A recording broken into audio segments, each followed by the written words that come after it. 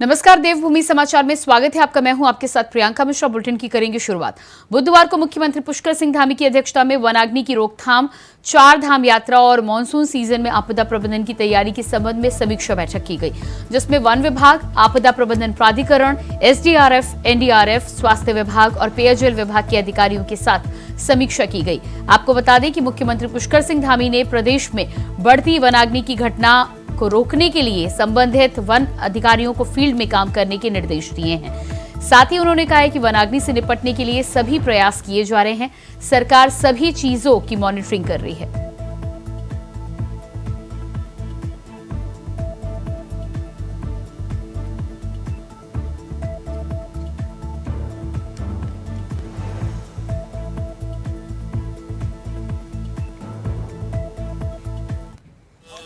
इस समय मोदी जी की लहर है और भारतीय जनता पार्टी की एनडीए की लहर है। लोग मोदी जी को तीसरी बार प्रधानमंत्री बनाने के लिए स्वयं मैदान पर हैं और ऐसा लगता है कि मैं पूरा पश्चिम, उत्तर, दक्षिण सभी जगह गया हूं। देश के अनेक अनेक राज्यों में जाने का मुझे मौका मिला है, तो मैंने वहां देखा है कि लोगों में मैं कहूँ कि मतदान को लेकर इस लोकतंत्र के महायज्ञ में अपनी आहुति देने का सब लोग इंतजार कर रहे हैं कि मोदी जी को तीसरी बार प्रधानमंत्री बनाने के लिए हम सब लोग अपनी आहुति देंगे।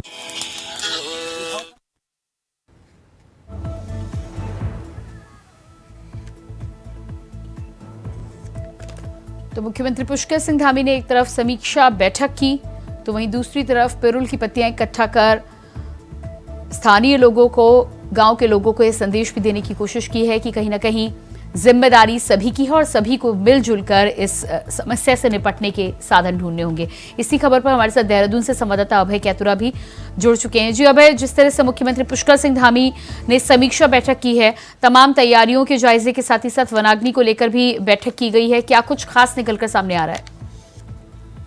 जी बिल्कुल, ये कह सकते हैं कि अब स्वयं मुख्यमंत्री पुष्कर सिंह धामी ने मोर्चा संभाल लिया है। जिस प्रकार से प्रदेश के जंगलों की जो आग है, जो बेकाबू होती हुई नजर आ रही थी, जान और माल दोनों का नुकसान प्रदेश को यहाँ पर हो रहा था, उस आग पर नियंत्रण पाने का प्रयास अब यहाँ पर युद्ध स्तर पर किया जाएगा। मुख्यमंत्री की तरफ से जिस प्रकार से मोर्चा संभाला गया, तो ऐसे में समझा जा सकता है कि अब जो राज्य के जो फील्ड कर्मचारी होंगे, यानी जो विभागों के जो फील्ड कर्मचारी होंगे, वो और मुस्तैदी के साथ धरातल पर काम करते नजर आएंगे। जो जंगल की आग है उसे बुझाते हुए वन विभाग के जो कर्मचारी अधिकारी हैं वो तत्परता से आगे बढ़ते नजर आएंगे, क्योंकि जब मुख्यमंत्री पुष्कर सिंह धामी स्वयं इसकी मॉनिटरिंग यहाँ पर करेंगे तो ऐसा समझा जा सकता है कि किसी भी कार्य में कोई लापरवाही बर्दाश्त नहीं की जाएगी।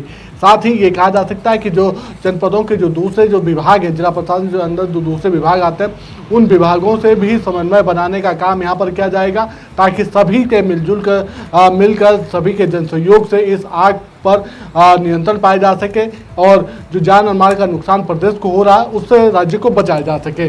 अभी तक की वनाग्नि की घटनाओं में कहा जा सकता है कि कुछ शरारती तत्वों के साथ साथ कुछ ऐसे लोग भी सामने आए जिनकी तरफ से जानबूझकर इस आग को लगाने का काम यहाँ पर किया गया था, चाहे वो गलतीवश का कह सकते हैं कि किन्हीं कारणों के चलते या फिर जो प्राचीन जो रूढ़िवादिताएं रहती हैं उन सब चीज़ों के चलते उनकी तरफ से इस आग को लगाने का काम यहाँ पर किया गया था। तो विभाग एक तरफ तो ऐसे लोगों के खिलाफ कार्रवाई कर रहा है, दूसरी तरफ जो जंगलों की आग है उस आग पर नियंत्रण पाने का प्रयास लगातार यहाँ पर विभाग की तरफ से किया जा रहा है। कोशिश यही है कि जल्द से जल्द इस वनाग्नि की घटनाओं पर नियंत्रण पाया जा सके और इसके लिए कह सकते हैं कि सभी विभागों से सहयोग भी मांगा जा रहा है। मुख्यमंत्री पुष्कर सिंह धामी की तरफ से सभी अधिकारियों को निर्देशित यहाँ पर किया जा चुका है कि जो निर्देश उनके स्तर पर दिए जा रहे हैं उन निर्देशों का अक्षर सा पालन यहाँ पर होना चाहिए। और अभी वनाग्नि की घटनाएं जिस प्रकार से बढ़ रही है, ऐसे में सीधे तौर पर समझा जा सकता है कि अगर आवश्यकता और वो उच्च स्तर की है तो फिर उसको भी पूरा करने का काम यहाँ पर किया जाएगा, क्योंकि अभी ये कह सकते हैं कि वर्तमान में राज्य में पौड़ी जनपद में और नैनीताल जनपद में सेना और एनडीआरएफ दोनों की तैनाती वहां पर कर दी गई है वन विभाग कर्मचारियों के साथ साथ, ताकि किसी भी प्रकार से जो जंगलों की आग है वो रिहायशी इलाकों तक पहुंचने से पहले ही उसको नियंत्रित किया जा सके और वन संपदा जो जलकर राख हो रही है उसको बचाया जा सके। तो कोशिश यही है और अब ये कहा जा सकता है कि आज की इस बैठक के बाद जो दिशा निर्देश मुख्यमंत्री ने दिए उनका अच्छे से पालन सब दूसरे विभाग भी यहाँ पर करेंगे और जो वन विभाग है उसके कर्मचारी इन सब चीज़ों को धरातल पर तेजी के साथ इम्प्लीमेंट करते हुए भी नजर आएंगे। जी जी बिल्कुल, तो जिस तरह से मुख्यमंत्री पुष्कर सिंह धामी खुद मोर्चा संभाल चुके हैं, तमाम समीक्षा बैठकों के साथ ही साथ जिस तरह से मुख्यमंत्री ने पिरूल की पत्तियां खुद भी इकट्ठा की है, इससे कहीं ना कहीं संदेश देने की भी कोशिश की जा रही है कि स्थानीय लोग जो हैं उनकी भी जिम्मेदारी बनती है।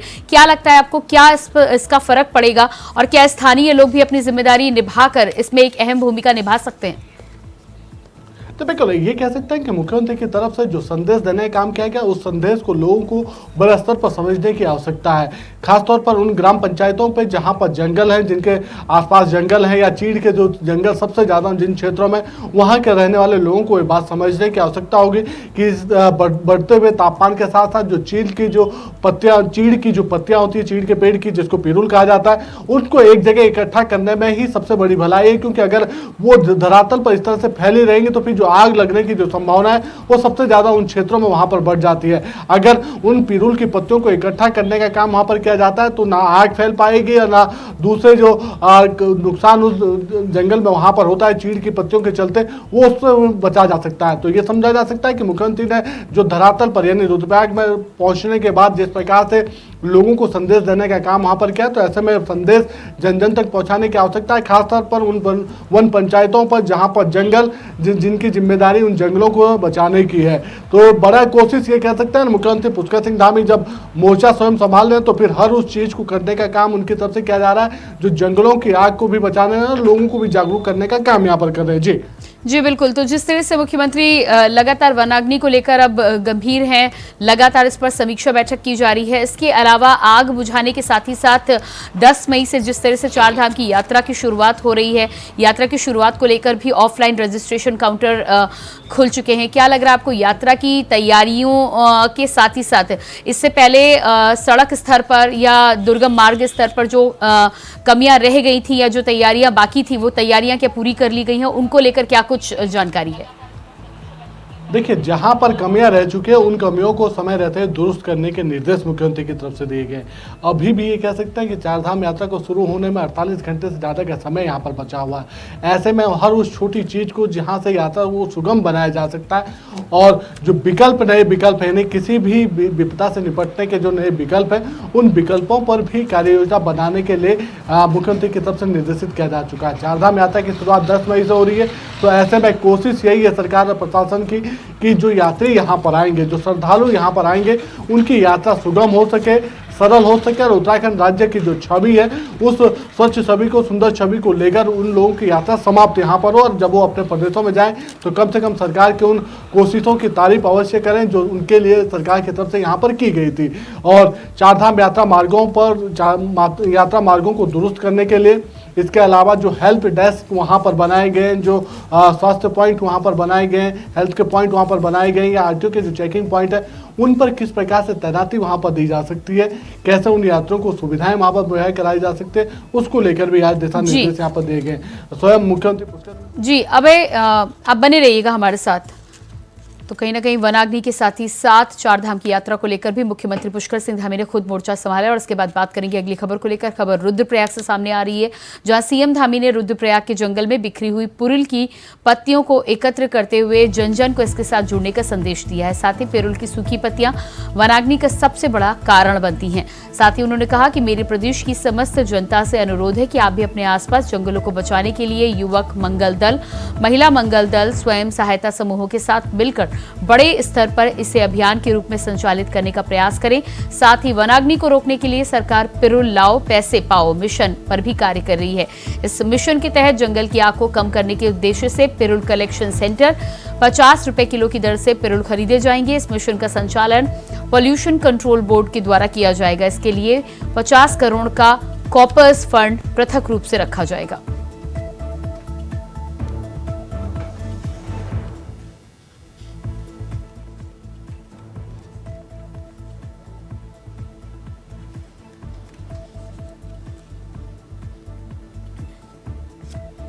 और इसी खबर पर हमारे साथ देहरादून से अभय कैथुरा लगातार बने हुए हैं। जी अभय, जिस तरह से मुख्यमंत्री पुष्कर सिंह धामी को लेकर यहाँ पर तस्वीरें निकलकर सामने आ रही हैं, साफ तौर पर पिरुल की पत्तियां इकट्ठा करते हुए नजर आ रहे हैं और उन्होंने आसपास के स्थानीय लोगों से महिला मंगल दल, युवा मंगल दल, जंगलों की सुरक्षा को लेकर और जंगलों में काम करने को लेकर आह्वान किया है। क्या कुछ संदेश देने की कोशिश की है और इस स्तर पर किस तरह से आगे काम शुरू किया जाएगा? देखिए, मुख्यमंत्री पुष्कर सिंह धामी ने अपने रुद्रप्रयाग के दौरे के दौरान ये जो काम वहां पर किया है, यानी स्थलीय निरीक्षण करने के साथ साथ जिस प्रकार से उन्होंने चीड़ की जो पत्तियां होती हैं, जिन्हें पिरुल कहते हैं, उनको एकत्रित करने का जो काम किया है, उससे लेकर उनके जो एक संदेश है वो राज्य के उन समस्त युवा मंगल दल या महिला मंगल दलों को ले दिए गए, जिसमें उनसे कहा गया है कि अगर वो पिरुल की पत्तियां इकट्ठा करने का काम करता है और उसे सरकार को बेचते हैं तो फिर उससे उनकी जो आर्थिकी है वो भी मजबूत होगी। साथ ही सरकार के पास जो रिसोर्सेज होंगे, यानी पिरुल की पत्तियों से जो ईंधन बनाने का काम या जो दूसरे चीज़ों में जो इनका इस्तेमाल वहाँ पर किया जाता है, उसके लिए भी सरकार को रॉ मटेरियल यहाँ पर उपलब्ध हो पाएगा। सरकार की बाकायदा इसके लिए एक योजना यहाँ पर लॉन्च की गई है। उस योजना के लिए सीधे तौर पर कहा गया है कि पहाड़ी क्षेत्रों में, खासतौर पर जो ग्रामीण क्षेत्र है जहाँ पर चीड़ के जंगल है, उन लोगों से चीड़ की जो पत्तियां होती है उन पत्तियों को इकट्ठा कर सरकार को बेचने का काम करने के लिए कहा गया। तो ये संदेश देने का काम किया गया। दूसरी तरफ अगर लोग इस चीड़ की पत्तियों को इकट्ठा करने का काम करते हैं तो फिर कम से कम जो जंगलों में जो इन पत्तियों की वजह से जो आग लगती है, पिरुल की वजह से जो जंगल की आग बेकाबू हो जाती है, उस पर भी नियंत्रण पाने का काम वहां पर किया जा सकता है। लोगों को ज्यादा से ज्यादा इस दिशा में जागरूक होने के लिए, इस दिशा में काम करने का संदेश देने का काम। जी अभय, इस जानकारी के लिए बहुत बहुत शुक्रिया आपका। और इसके बाद बात करेंगे अगली खबर को लेकर। उत्तराखंड में चारधाम यात्रा 10 मई से शुरू होने जा रही है। वहीं श्रद्धालु चारधाम यात्रा के लिए अपने गंतव्य से निकल चुके हैं। आपको बता दें कि चारधाम यात्रा में यात्रियों की सुरक्षा, यातायात व्यवस्था और भीड़ नियंत्रण को लेकर उत्तराखंड पुलिस ने सभी व्यवस्थाएं पूरी कर ली हैं। इस दौरान हमारे संवाददाता तुषार गुप्ता ने चारधाम यात्रा को लेकर ADG law and order AP Anshuman से की खास बातचीत। सुनिए। उत्तराखंड में चारधाम यात्रा की शुरुआत होने वाली है और हमारे साथ उत्तराखंड के ADG law and order AP Anshuman साहब हमारे साथ मौजूद है। सर, अगर बात की जाए चारधाम यात्रा की तो किस तरह से तैयारियां और पुलिस की क्या भूमिका रहती है? देखिए, चारधाम में आपने अगर पिछले वर्षों में जो श्रद्धालु आए हैं, अगर उनकी संख्या को देखें तो करीब 56 लाख से ऊपर पिछले साल आए थे। 56 लाख चारधाम में आना अपने आप में ये दर्शाता है कि ये हमारी बहुत बड़ी पुलिस के लिहाज से भी एक चुनौती है, क्योंकि भीड़ नियंत्रण, ट्रैफिक प्रबंधन, ये सब हमें करना पड़ता है। तो उसके मद्देनजर हमने काफ़ी कोशिश करी है कि हमारे जितनी भी पुलिस की तैयारी है हम उसको उसी के अनुरूप करें। करीब 5000 से ऊपर हमने पुलिसकर्मी, अधिकारी, PAC की कंपनियां, SDRF की टीम्स, ये सब हमने लगाई हैं, जल पुलिस की टीम्स, ये सब विभिन्न जगहों पे हमने तैनात की है। सर, अगर बात की जाए, मॉनसून सीजन बीच में आता है चारधाम यात्रा के, तो उस वक्त बहुत चुनौती रहती है। SDRF पुलिस विभाग लगातार कोशिश करता है जो रास्ता है उसे क्लियर किया जाए। साथ साथ ये भी रहता है जो यात्री आ रहे हैं उनकी सुरक्षा भी रही जाए। तो किस तरह से उसका प्लान है? देखिए, इसमें तमाम विभाग सम्मिलित होते हैं पूरे चारधाम यात्रा प्रबंधन में। तो जो सड़क की देख रेख है वो PWD वाले करते हैं। इसमें जगह जगह जहां आपने बताया लैंडस्लाइड प्रोन इलाके में, वहां पे JCB लगाई जाती है। JCB में GPS टैगिंग आजकल की जा रही है, जिससे कि वो पता चले कि ये JCB इस जगह पे तैनात है और उसको सेंट्रली मॉनिटर किया जा सके। उसी तरीके से ट्रैफिक के बारे में भी हम लोगों ने काफ़ी एक DIG लॉ एंड ऑर्डर को हमने नोडल बनाया है। यहाँ पे तमाम जगहों पर जो IP बेस्ड कैमराज हैं उनको हमने इंटीग्रेट कर लिया है। मेरे मोबाइल पर भी उसके फीड आ रहे हैं, जिससे हमें ये पता चल सकता है रियल टाइम बेसिस पे कि कौन सी जगह पे ट्रैफिक की समस्या है। ट्रैफिक की समस्या अचानक से सॉल्व नहीं होती, वहाँ पे हमें डिप्लॉयमेंट करना पड़ता है, लोगों को भेजना पड़ता है। तो उसी हिसाब से हमने तैयारी करी है, जिससे कि लोगों की यात्रा जो है वो सुगम हो सके। सर, पंजीकरण रिकॉर्ड तोड़ आया है, क्या लगता है किस तरह से क्राउड मैनेजमेंट करेगी पुलिस, अगर बात की जाए इसके लिए क्या प्लानिंग है? बिल्कुल, आपने सही कहा। पर्यटन विभाग के द्वारा रजिस्ट्रेशन काउंटर्स खोले गए हैं जो जिला प्रशासन के तहत हैं, कार्य कर रहे हैं। इसमें जो ऑनलाइन रजिस्ट्रेशन हमारा हो रहा है और उसके अलावा ऑफलाइन रजिस्ट्रेशन का भी की फैसिलिटीज है। तो जहाँ पे जिस तरह की भीड़ होगी वो उस भीड़ के अनुरूप हम वहाँ पे पुलिस की व्यवस्था करेंगे। सर, एक आखिरी सवाल, तीर्थ, पूरा उत्तराखंड को तीर्थ नगरी के तौर पर माना जाता है और ऐसे में अगर यहाँ पर जो बाहर से लोग आते हैं तो कहीं ना कहीं मर्यादा तोड़ते हैं और इसके तहत उत्तराखंड जो मर्यादा ऑपरेशन चलाया था उसके तहत इस बार भी देखने को मिलेगा कि ऐसे? बिल्कुल, आपने सही कहा। हम ऑपरेशन मर्यादा पूरे चारधाम यात्रा के दौरान चलाएंगे और हम लोगों से ये अपेक्षा करते हैं, क्योंकि ये तीर्थ स्थल में हम सभी हिंदू धर्म के जितने भी व्यक्ति हैं उनका बहुत बड़ा विश्वास है, तो उस विश्वास के अनुरूप ही कार्य करें। कोई भी व्यक्ति अगर उसके विरुद्ध आचरण करता है तो हम उनको पुलिस एक्ट में चालान करेंगे और जो सुसंगत धाराओं के तहत वैधानिक कार्रवाई करेंगे। देखिए बिल्कुल, जिस तरह से चारधाम यात्रा की शुरुआत होने वाली है और पुलिस प्रशासन ने अपना कार्य कर लिया है, यात्रा को सुगम, सुरक्षित और साथ साथ कहा जा सकता है यात्रियों के लिए एक सुरक्षित व्यवहार बनाने के लिए पुलिस अपने लिए पूरी तरह से कार्य करेगी। कैमरा जर्नलिस्ट निशांत चौहान के साथ तुषार गुप्ता, इंडिया वॉइस। खबर देहरादून से है, जहां उत्तराखंड कांग्रेस की मुख्य प्रवक्ता गरिमा दसौनी ने एक बार फिर जंगलों की आग को लेकर राज्य सरकार को घेरने का काम किया है। गरिमा दसौनी ने कहा है कि जंगल की आग प्रदेश में जान और माल का नुकसान कर रही है, लेकिन सरकार की तरफ से अभी तक कोई ठोस कदम नहीं उठाए गए हैं। सरकार को जंगलों की आग को नियंत्रित करने के लिए ठोस कदम उठाने चाहिए।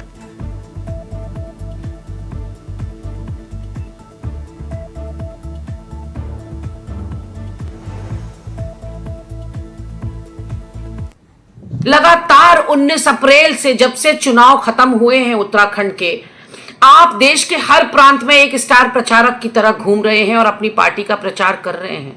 बहुत अच्छी बात है, कुछ गलत नहीं है, लेकिन उस प्रदेश के प्रति जिसने आपको मुखिया की कुर्सी तक पहुंचाया है, उस प्रदेश ने जिसने आपको अभिभावक की भूमिका दी है, उस प्रदेश का क्या जिसके आप सर्वे सर्वा बने बैठे हैं।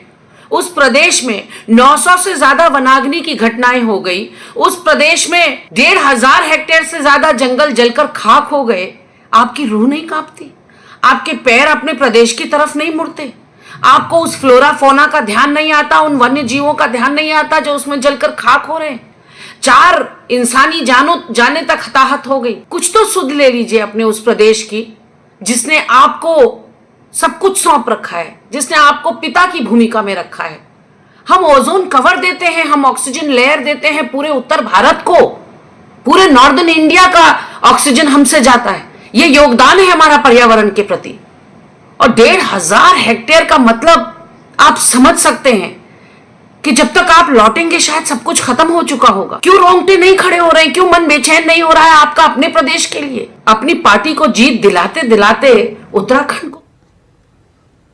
देवभूमि समाचार में फिलहाल रुकते हैं एक छोटे से ब्रेक के लिए, फौरन वापस लौटते हैं। ब्रेक के बाद बात करेंगे अगली खबर को लेकर। देहरादून से बड़ी खबर सामने आ रही है। कृषि विभाग ने जारी किया आदेश, खरपतवार और पराली जलाने पर लगी रोक। पराली जलाने के खिलाफ प्रशासन सख्त, पराली जलाने वालों पर होगी कड़ी कार्रवाई। तो कृषि विभाग ने देहरादून में जारी किया है आदेश, पराली जलाने वालों पर होगी कड़ी कार्रवाई। जंगलों की आग को देखते हुए फिलहाल खरपतवार और पराली जलाने पर पूर्ण रूप से रोक लगाई गई है। ऐसे में पराली जलाने वालों पर कड़ी कार्रवाई करने के निर्देश भी दिए गए हैं।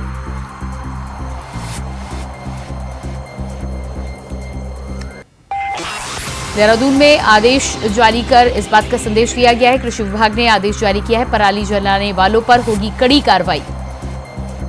उत्तराखंड में लगातार भड़क रही वनाग्नि को देखते हुए और लगातार बढ़ती आग को देखते हुए किसानों को किसी भी तरह का खरपतवार और खेत में बची पराली को जलाने पर रोक लगाई गई है। साफ तौर पर निर्देश दिए गए हैं।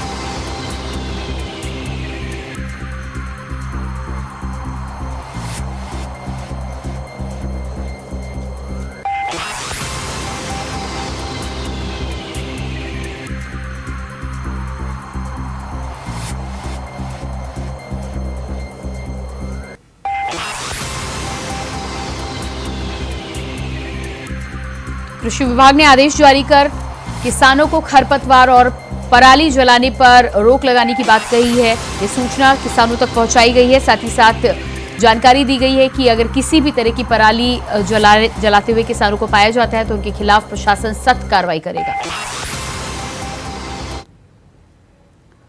उत्तराखंड के जंगलों में लगी आग पर सरकार भले ही चिंतित हो, लेकिन जनता के मन में कई सवाल उठ रहे हैं जो सरकार के लिए चिंता का विषय होना चाहिए। आपको बता दें कि जंगलों की आग पर नियंत्रण पाने के लिए प्रशासन के साथ ही साथ सीएम धामी मोर्चा संभाले हुए नजर आ रहे हैं, लेकिन सवाल यह है कि प्रदेश के बाकी मंत्री कहां हैं।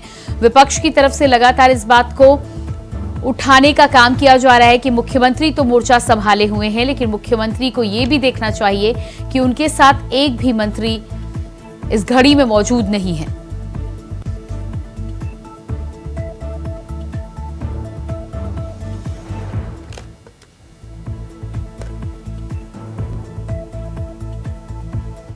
मुख्यमंत्री जी भी तब जागे जब विपक्ष ने जो है बहुत हो हल्ला कर दिया, जनता जो है आक्रोशित होने लगी, उसको भाप करके अब मुख्यमंत्री जो है बयानबाजी कर रहे हैं। लेकिन जो है इसके लिए जिम्मेदार मंत्रियों की जवाबदेही तय नहीं हो रही है। मंत्री कहाँ है? प्रदेश की जनता उनको ढूंढ रही है। जिस प्रदेश की जनता ने जो है उनको प्रचंड बहुमत से सत्ता में पहुंचाया, उसी प्रदेश के पर्यावरण की, उसी प्रदेश के जंगलों की और जनता की कोई फिक्र जो है मंत्रियों को नहीं दिखाई दे रही। आखिर जो है उनसे कौन जवाब तलब करेगा? ये मुख्यमंत्री जी पूछे अपने मंत्रियों से कि आखिर वो क्यों लापरवाही बरत रहे हैं, और मुख्यमंत्री जी भी जो है रह रह करके जाग रहे हैं। इस मामले को युद्ध स्तर पर निपटना होगा। युद्ध स्तर पर जो है इसके लिए रणनीति बनेगी और भविष्य में वनाग्नि की घटनाओं की पुनरावृत्ति ना हो, इसके लिए जो है मुझे लगता है कि व्यापक रणनीति की आवश्यकता है। उत्तराखंड के विश्व प्रसिद्ध केदारनाथ धाम और बद्रीनाथ धाम में इन दिनों मास्टर प्लान के तहत पुनर्निर्माण किया जा रहा है। पुनर्निर्माण के इन कार्यों को लेकर बद्री केदार मंदिर समिति के अध्यक्ष अजेंद्र अजय ने कहा कि प्रधानमंत्री नरेंद्र मोदी का जो विजन है, उस विजन को मुख्यमंत्री पुष्कर सिंह धामी के मार्गदर्शन में पूरा करने का काम किया जा रहा है, जिसमें दोनों धामों को दिव्य व भव्य बनाने की तैयारी चल रही है, जिससे आध्यात्मिक नगरी के रूप में इन्हें विकसित किया जा सके। बद्री केदार मंदिर समिति के अध्यक्ष ने कहा कि जल्द ही पुनर्निर्माण का काम पूरा होगा, दोनों धामों का स्वरूप दिव्य और भव्य नजर आएगा।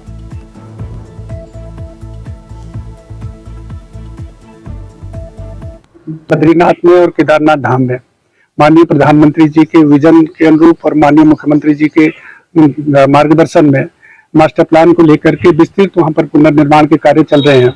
और वर्ष 2013 की आपदा में जैसा कि केदारपुरी पूरी तरीके से तहस नहस हो गई थी, ध्वस्त हो चुकी थी, उसके बाद केदारपुरी नए स्वरूप में निखर रही है। इसी प्रकार से बद्रीनाथ धाम में भी माननीय प्रधानमंत्री जी का विजन है के अनुरूप उसको एक आध्यात्मिक नगरी के रूप में विकसित करने की कार्य योजना पर काम चल रहा है। और दोनों धाम हमारे उच्च हिमालयी क्षेत्र में अवस्थित हैं। वहां पर मौसम की विकटता रहती है, परिस्थितियां अनुकूल नहीं रहती है कतिपय बार, लेकिन इन चुनौतियों के बावजूद जो हमारी वहां पर कार्यदायी एजेंसियां हैं, निर्माण एजेंसियां हैं, वो बहुत तत्परता के साथ में उन चुनौतियों का मुकाबला करते हुए पुनर्निर्माण कार्य कर रहे हैं। और हमें उम्मीद है कि हम जब ये कार्य संपन्न हो जाएंगे तो दोनों धाम दिव्य और भव्य स्वरूप में देश दुनिया के समक्ष में। उत्तराखंड में पड़ रही भीषण गर्मी के बीच देर शाम पहाड़ी इलाकों में मौसम ने करवट बदली है। टिहरी और उत्तरकाशी समेत ऊंचाई वाले इलाकों में जमकर बारिश हुई, साथ ही कई जगह ओलावृष्टि भी देखने को मिली है। इस बारिश से प्रदेश के लोगों को गर्मी के साथ ही जंगलों में लग रही आग से भी राहत मिलने की उम्मीद है। वहीं पर्वतीय जिलों में कुछ इलाकों में आज तेज हवाओं के साथ आंधी चलने की भी संभावना है। मौसम विज्ञान केंद्र के मुताबिक आज पिथौरागढ़, बागेश्वर, अल्मोड़ा, चंपावत और नैनीताल में कुछ स्थानों पर बारिश के आसार हैं। साथ ही 40 किलोमीटर प्रति घंटे की रफ्तार से झोंकेदार हवा चलने का येलो अलर्ट भी जारी किया गया है।